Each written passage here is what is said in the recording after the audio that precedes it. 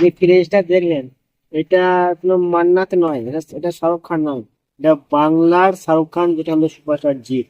বাংলার সব থেকে বড় সুপারস্টার হচ্ছে জিৎ। তো আজকে সুপারস্টার জিদ্দার জন্মদিন। এবারে আমি একটা ভিডিও দেখাবো, জাস্ট ক্রেজটা খালি দেখবেন, জিদ্দার ক্রেজটা কেমন দেখবেন। ঠিক আছে?